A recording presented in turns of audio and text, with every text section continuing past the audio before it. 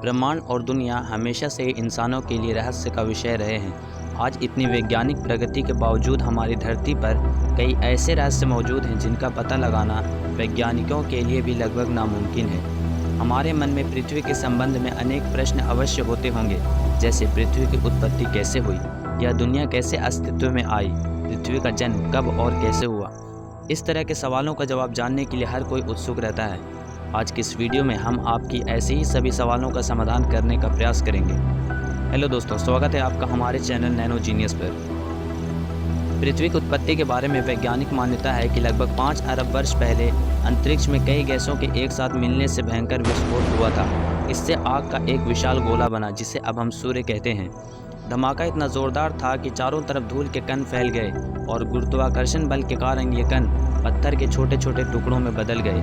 कई सालों के बाद ये कण आपस में जुड़ने लगे और कुछ समय बाद सौरमंडल का जन्म हुआ। और इस तरह लाखों साल बाद गुरुत्वाकर्षण के कारण पत्थर और चट्टान आपस में जुड़ने लगे। इस तरह धरती आग के गोले के रूप में पैदा हो रही थी।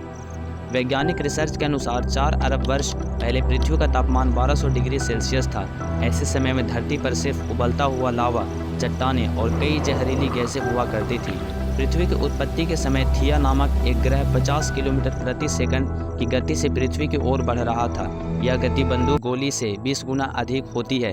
ऐसे में जब थिया ग्रह पृथ्वी की सतह से टकराया तो जोरदार विस्फोट हुआ, जिससे बहुत सारा कचरा धरती से बाहर निकल गया।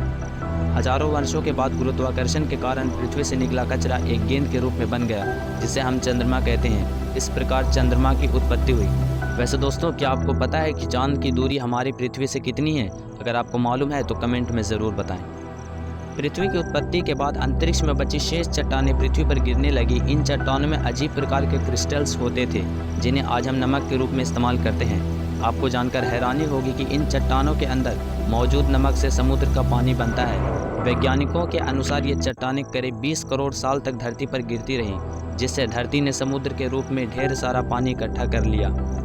इतने पानी के लगातार जमा होने से धरती की सतह ठंडी होने लगी।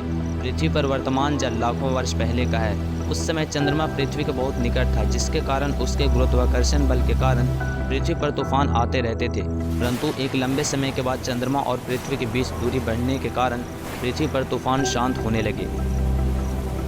वैज्ञानिकों के अनुसार 2 अरब वर्षों तक पृथ्वी पर ऑक्सीजन का स्तर बढ़ता रहा और साथ ही पृथ्वी के घूमने की सीमा भी कम होती गई।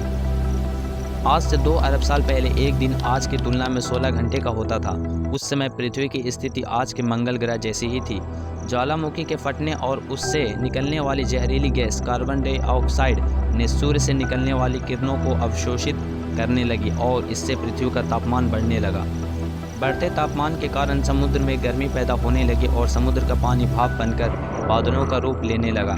कुछ हजार वर्षों के बाद पृथ्वी का तापमान घटकर 0 से -50 डिग्री कम हो गया। इससे धरती बर्फ के गोले में तब्दील हो गई।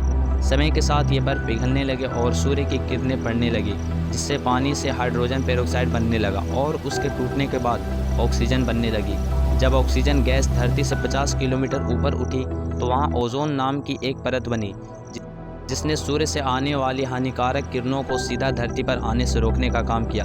अगले 15 करोड़ सालों तक इस गैस की परत बहुत मोटी होती चली गई और इस तरह पृथ्वी पर ऑक्सीजन गैस की मात्रा बढ़ने लगी, जिससे पेड़ पौधे अस्तित्व में आए। आशा करता हूं दोस्तों आपको यह वीडियो अच्छी लगी होगी। वीडियो को लाइक करना ना भूलें। फिर मिलेंगे एक ऐसी रोचक वीडियो के साथ।